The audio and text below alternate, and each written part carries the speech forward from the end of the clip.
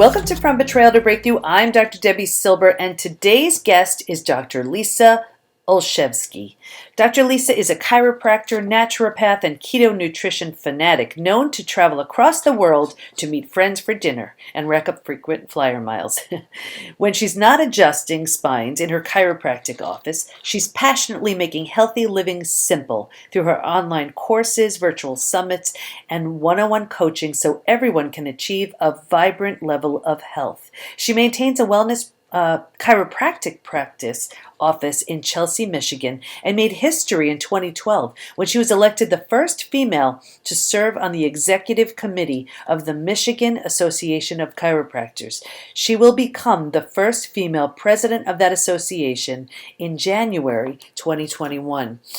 Has your body betrayed you, or have you betrayed your body? If so, you're in luck. I have Dr. Lisa with me today, and she's going to share what worked for her to bring her body back from illness to health while learning to love herself in the process. Here's Dr. Lisa.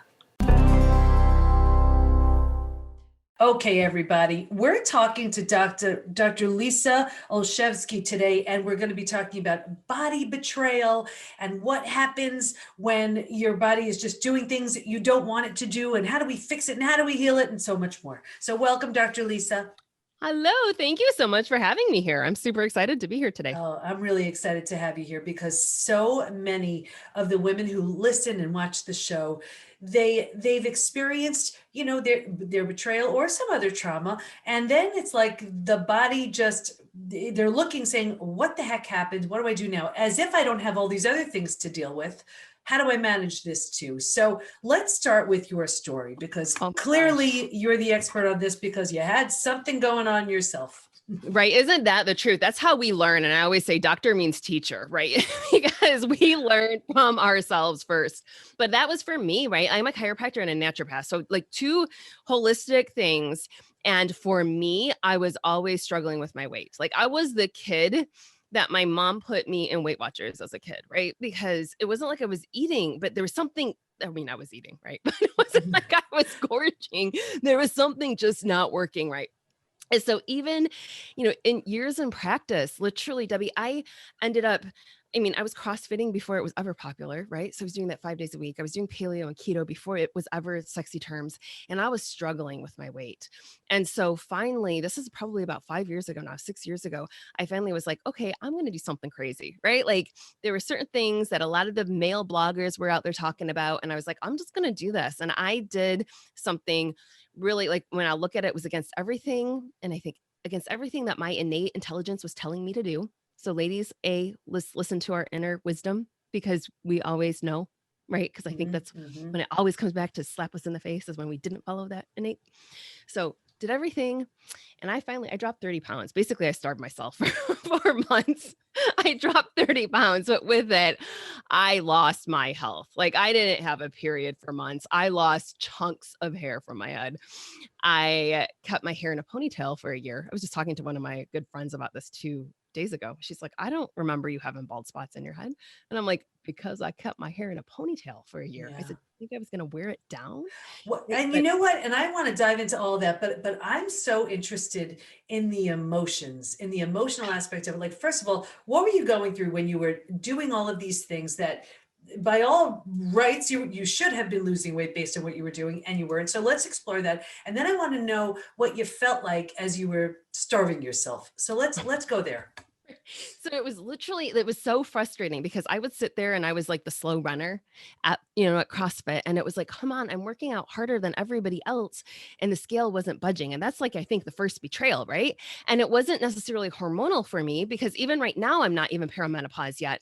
And I was just talking with one of my other friends today. She's like, Lisa, wait till you hit menopause. It's like all of a sudden, that's like ultimate betrayal, right? Like everything that worked for us does not work anymore once menopause hits, right? So it's trying to figure out, like, how come everybody else has these great results. How come? And it was one of my friends that literally, I was at an event. She looked at me. She's another chiropractor, and it was a well-intentioned friend. And this is a type of betrayal, right? Too, right? So, ladies, when you're talking with your girlfriends, like, make sure you're strong and supportive of them. But seriously, she sat and looked at, like, while we were at the table, she goes, "What's wrong with you?" She goes, "I understand why I'm fat." But she goes, "I don't understand what's wrong with you. Like, I see what you eat and I see how you exercise. You should be a size 0, Lisa." Oh, And wow. that was the catalyst for me that said, wow, it's not just me thinking something's wrong, that my body's betrayed me.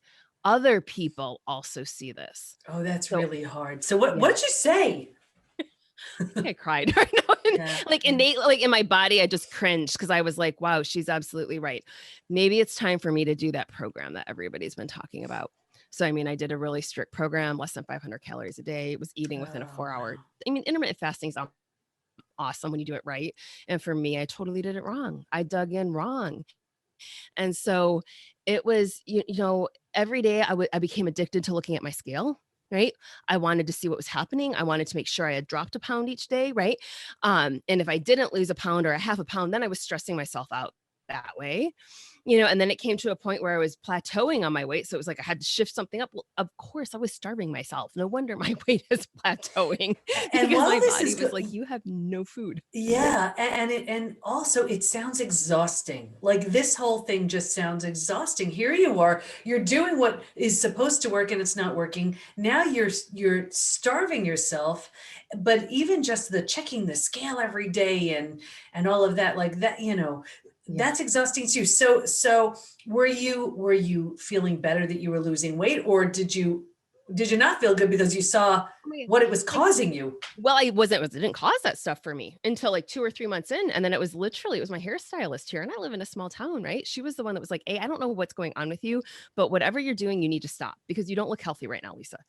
And then she said, oh, this makes me cringe. She seriously started combing out my hair, and she's like, "I need to show you something." And I laughed with her. I'm like, "Really? Like what? I have a bald spot back there or what?" And she looked at me and she like my whole body is I go like, you know what I mean? I'm like tingling right now Mm. thinking of it. I want to puke thinking of it. She spun me around and I went into a full-blown panic attack. Oh, And all of a wow. sudden she's like, "We're calling the ambulance on you." And I'm sitting here thinking, I'm a chiropractor in this town. You are not calling, like I live in a town of 5,000. You are not calling the ambulance on me. But that was my tipping point. Like that's when I realized, and I was like, again, double betrayal. Holy smokes, I finally did everything right. And now I'm losing my hair, Yeah. like all of the stuff that was going on. And so then I think what even toppled it off, and again, ladies, this is going back to being okay with ourselves, because this is where the 5 years down the road of learning these lessons. I mean, I remember sitting at a seminar in July of that year, hair up in a ponytail, super swollen, super inflamed. And one of the other doctors walking up to me and he looked at me, he's like, "Man, Lisa, you're finally sexy." Ugh. And I just sat there because I hadn't shared with anybody what I was going through, could hardly struggle to stay awake all day. Like I was in such fatigue. And it hurt so bad. And for like it, I mean, it probably took me a good year to get over that, because that was a lot of like, wow, I have been trying to find my soulmate for however long. I have this man finally tell me that I'm sexy, but I am the sickest I've ever been. And so And, it's been, and that's and what's so crazy about that is then that's what we hang on to, or that's what we think, that's what we think. Okay, well then it must be a good thing if we're, if that's what we were going for. And that's a really hard message, because here you are making yourself sick, but now here's the belief that could easily be formed: I need to be sick and make myself sick and starve myself to get to be attention. sexy. Yeah. Like you could just see that belief being formed right there at that very moment. So Yeah. what'd you do?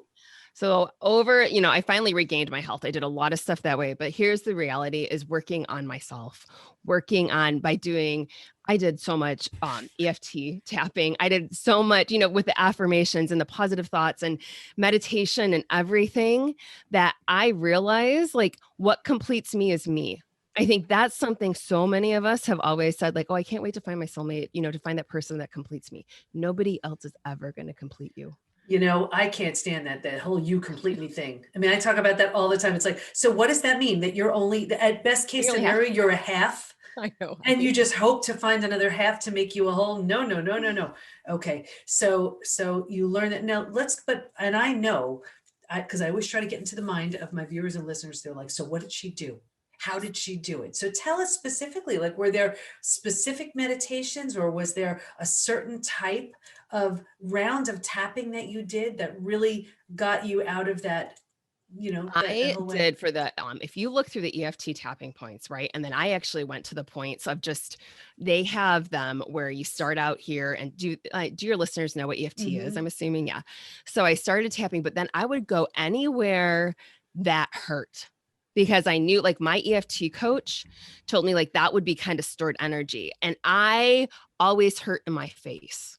And so I tapped like crazy around my face and always just saying, and this is the line, even I teach my patients now, whatever it is, like you can say whatever's bothering you. Like, I don't even know what's bothering me right now, but I deeply love and accept myself. And that, Yeah, that's the statement. And a lot of people have a hard time saying that. Like we're Mhm. in, and it's like we're taught to Mhm. not accept ourselves, or we believe we're so unworthy or unlovable that something like I deeply and truly accept myself is hard to say. Yeah. And it's so because just think of those words that we're always saying to ourselves. And if you said that to your best friend, you wouldn't have a best friend. Like we have to become cognizant of the comments that we're making, what all those conversations that are replaying in our head all throughout the day and really paying attention to it.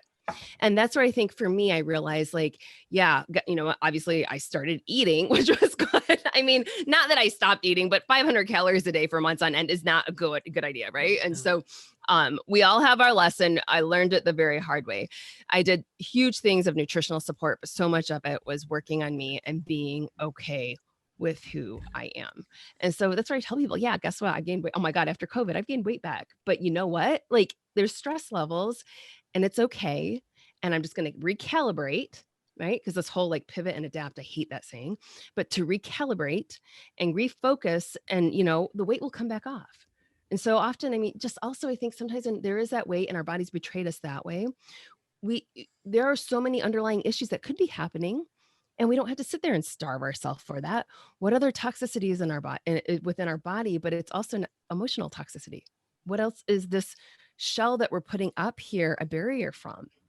And Yeah. really focusing on that. I love that. And I just want to backtrack for a little bit because for those who aren't familiar with EFT tapping, emotional freedom technique, and what I found so interesting about what you said, I didn't know that the places that hurt is where the energy gets stored. Like I know that where you're supposed to tap and even an idea of what to say based on what you're trying to do, but I didn't know that it hurts where Yeah. the And energy gets stored. that might be my chiropractic take on it, right? Because I Uh-huh. know the areas of misalignments in the spine that when there's so much inflammation in that area, that's obviously the subluxation. That's what we're working on. So I might be inferring that, but I would make it makes sense to me It does. because you think of even acupuncture points. Sometimes those suckers hurt too. Right. Oh, that's so brilliant. Okay. And it's really true. It's releasing all that toxicity. But what's also interesting about that is it's not just the toxicity of just things we're taking in, it's beliefs we have. Yes. And Like in your case, probably I'm only sexy if I'm starving myself and feeling only I'm a size horrible and two. I have bald spots because I'm not taking good care of myself here. Right. So how did you know? How did you know that you were healing from that? The old beliefs and all that, besides you started eating again. Like, were there Right. other ways where you started feeling like, okay, you know what? This is working here. It was that thing. And I know each lady and even the men listening, you might look in the mirror and say, oh, you don't even realize that you're doing it. Right. And when you look in the mirror and say, wow, that was my biggest thing. Cause I had never in 40 years of life on this planet, I had never looked in the mirror and said, wow, isn't Mm. that sad? Like we have got to love ourselves. So Right. it was And like a self-love moment. holy smokes. It was just like looking in the mirror and being like, wow, Lisa, like you are spectacular. Now I'm going to sound like I'm totally arrogant, but that's not, you know what I mean? But it's the fact of like, wow, you are worthy of amazing things. You are worthy of this. Like, yeah. And there's a vibrancy that comes about not only when you're like healing from that cell level, like structurally, but physically, mentally, emotionally. It's, again, as a chiropractor, I'm looking at thoughts, traumas, toxins, all three things, Yeah. mind, body, spirit connection. And you know what's so crazy that how you even said it's going to sound arrogant. Could you imagine we're so trained to not appreciate ourselves that if we say, wow, I love myself or whatever, it seems arrogant. Shouldn't that be the norm? It should be, right? I think of this, my niece is 3, but I would say I was on FaceTime with her a year ago. And all of a sudden I'm talking with my sister and she's like, I wanted to show you this. And here's my little niece, 2 years old, standing in front of the mirror in a princess dress. And she's like, you are so beautiful. Bella, you are beautiful. You're so pretty. And I looked at my sister and I was like, oh my gosh, like again, like you just said, it was kind of like, how dare she say that? And then I was like, and Julie's like, no, no, no, no, no. She said, most women's self-confidence, the highest is by age 4, and then 5, it starts to tank. She goes, I Ugh, don't allow her to do that right now. But like, right. we're innately wired to just love and appreciate ourselves. And we're trained to do the opposite. Isn't that so crazy? And it's so interesting you say this because it reminds me of how, and I've shared this on other episodes where I remember it really took my betrayal and healing, truly healing. One of the things I decided was because we all make mistakes, right? And I would make mistakes and beat myself up. And I decided after that, if I ever do something, of course I own it, I take responsibility, but if I make a mistake, I'm adorable. And that's just the way it is. I'm just adorable. And not only is it my thing, my whole family has to go along with it. I'm going to start incorporating that in my practice. That's it, right? Because and Us. isn't that, I mean, and it seems it's so fun for me, Mhm. but it's like, why is it so crazy for us to get to that place? I know. And it's just the way, it's the mother, father, teacher, preachers. It's how we've all been programmed. Yeah. It takes a lot of work to unprogram. So yeah, so there are so many women and men listening right now, watching right now, who say, okay, well, you know what? I've been programmed that way. This is the only way it's been. And here I am, 40, 50, 60 plus, whatever. What the heck can I do now? How can I possibly start undoing all of this? What do you say to God, that person? and the first thing I think of is I remember going away to chiropractic school at 22, 23 years old. So grad school, sitting there the first trimester, and one of the professors walks in and he's like, all the negative people, get them out of your life. And I sat there and I was like, how do you get rid of your family? Like, because my grandparents are the most negative, but they grew up in the Great Depression, right? So I wouldn't say go and eliminate all your family members. Don't do that, but just limit the toxicity levels, right? And it was those type of things that if it is pre-programmed in, become conscious and aware of it. Because I think a lot of times we're not even aware of that thinking pattern.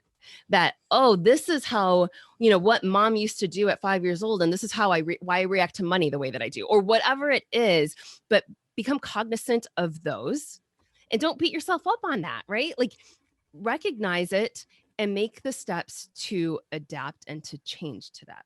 Yeah. That, hey, money is not the root of all evil. That's the one thing I always think of where people would say that type of stuff. Right, which makes sense because I mean this is what we know, and it just becomes so familiar and we just take it with us. It's like, the fish doesn't even know it's in water, right? I mean, that's just what goes on. So okay, so we become aware, we eliminate when we can those toxic people. And how would you say, like, if here someone's, saying, okay, you know what, I can do that, and I really want to start living a healthy life. Yeah. A healthy life, body, mind, spirit, all of it. What would you suggest? So my thing is all about healthy living simple, because that's the other thing we're all trained that being healthy is hard. I've had too many patients look at me that say, Dr. Lisa, your health is way up here and I don't want to be there. And it's like, but if you could be up here, wouldn't you want to be here? Mm-hmm. And to make it simple to be here. So I am that person, the simple strategies that you can take home today, right? Every single decision you make today impacts the quality of your life 10, 20, 30 years down the road. Like that's the reality of it.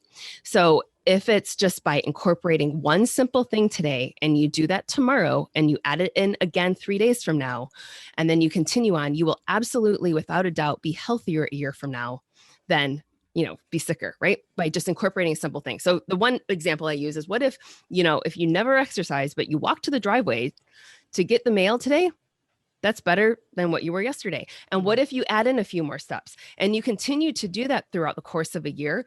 Yes, I can guarantee you a year from now, you'll be healthier than sicker. So let's look at those simple strategies. What about water intake? Are you adding some good quality pink Himalayan salt in your water for electrolyte balance, right? There's little things like that that can be done strategically every single day. And absolutely, we end up so much when we start looking at that and realizing that each of those decisions are a cumulative effect for 10 years down the road. It's so amazing, right? And what's so great about that is it's doable. So it's not like, okay, join the gym and work out for 2 hours every day. I mean, this is like, what's a little more than you did yesterday? And I see that all the time with patients where they come in and they're like, okay, I'm starting this. And now I'm going to become like a vegan and I'm going to exercise. And here they've been like a meat and potato person their whole life. And it's like, okay, stop. Let's just add in an apple tomorrow. Let's do that. And that's it. Because I don't want you to do something for a couple of days and say, I did that once. It didn't work for me. I tried healthy living once, too much work. Decided it's just better off to take a bunch of meds for the rest of my life. We don't want that. And you know what? And it's so interesting because how many people, I'm thinking of all the people that I know who they want to find the reasons why something won't work so they don't have to do anything differently or so they don't have to make those changes. But if they know that those small, seemingly insignificant changes over time have big results, then maybe that's the buy-in that they need. Because it's true. If you worked out once and all of a sudden you had that body you wanted the next day, it would be one thing. On the other hand, it's like if you ate that really unhealthy meal and then you got on the scale and you were 20 pounds heavier, you'd get the lesson. It's cumulative on both ends. Yes. It absolutely is. And it's simple things. And especially when we're looking at body betrayal, we've always got to get back in there. And I really think it's working with cortisol, right? Cortisol skyrockets when we're under stress. So the biggest thing to really help with that, like, let's make sure you're sleeping.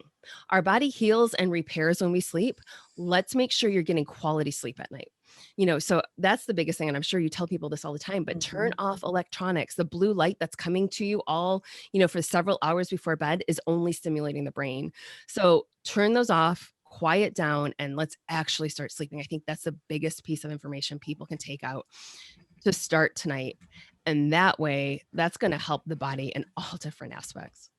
Yeah. And when it comes to betrayal, that is actually one of the healthy sleep, deep restorative sleep is one of the biggest challenges because we can get distracted during the day and, we're busy doing other things. And at night, it's like, we have more time to think. And that's when it often becomes the hardest. So is there something else? So let's say they get rid of the, the electronics and things like that. Is there something else that they could do that has worked for your patients or something you recommend? For sleep is magnesium, right? So especially right now when we're all faced with so much stress regardless, magnesium, your adrenal glands, which control our stress levels, our stress response, suck through magnesium.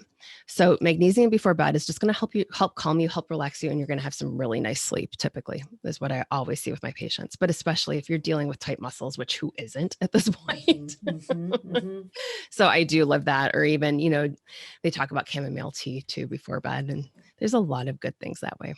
Oh, that's But so great. magnesium's my biggie. Or even a nice Epsom salt bath before bed. That's a that's nice source of magnesium. And you know what I like about that also? It's like an act of self-care. Yes. And self-love. Good essential oils like lavender, right? Like that'll really help sleep. That's like the greatest smell ever. Okay. So can you think of a patient of yours who had, maybe an experience with betrayal or they were really struggling and their bodies were kind of freaking out and you gave them some strategies to heal and move towards something better. And where are they now?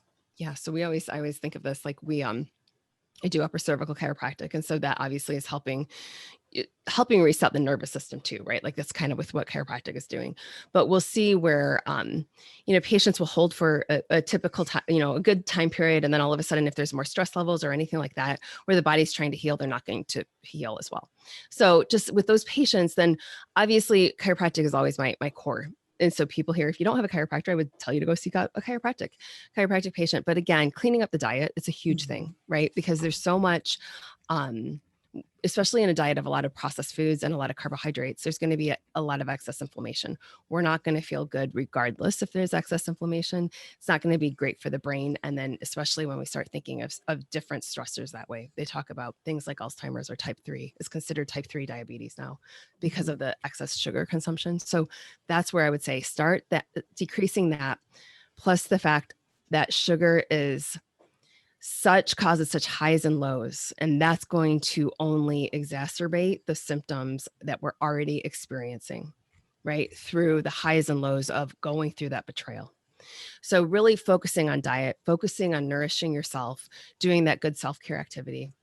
And then again, just, deep breaths, breathing, meditation, etc. I love that. And you know what I love about working on the diet too? So many things when we've been betrayed feel like they're out of our control. And what we eat and how we move is actually something we're in control of. Yes. So it's a great way to regain that control. So Dr. Lisa, what do you want to make sure everyone knows as we wrap up? Oh my goodness, that healthy living can be simple. And it is the simple strategic steps, simple steps or baby steps. I always use that Tony Robbins analogy, right? I'm going to steal it from Tony Robbins, where he always says, if you look at our children when they're crawling and learning to walk, if they fall, it's not that we ever look at our kids and just say, give up now, you're not going to be a walker. No, but how often do we do it with ourselves? It could be in healthy living. It could be whatever aspect of our life. That's just out of my reach, not for me. Yeah. Go back to being that crawling toddler and try and try and try again. And never give up. I love that. I love that. Where do we go to learn more about you and the amazing work you do? drlisao.com, drlisao.com. Oh, terrific. Thank you so much for your wisdom, your just sharing your gifts and your story with us, because I know there are so many people who are like, you know what, I can do that. I can do that. And maybe they're going to have that extra glass of water today. Maybe they'll beat themselves up a little bit less today. Whatever it is, they're just going to learn to love and appreciate themselves and just take that pressure off. And when they do that, they'll just begin to heal and feel so much better. So thank you so much. Thank you. I love Dr. Lisa's self-love moment where she realized, finally, how lovable, worthy, and deserving she is, no matter what she weighed. Stay in touch with Dr. Lisa by going to drlisao.com, and we'll have all of our information in the show notes at thepbtinstitute.com/podcast. Here's my biggest takeaway: healthy living simple. By implementing one small step consistently over time, you'll have great results. Those giant steps often seem overwhelming and hard to maintain, and they are. Actually, that's okay, because it's the smaller ones you start, then build on, that create lasting, healthy habits over time. Awareness is a great place to start, so let's start by seeing if you have any cleanup in the wake of your betrayal. Find out by taking the Post-Betrayal Syndrome quiz, which you can find at thepbtinstitute.com/quiz. And have you checked out the PBT Institute membership community?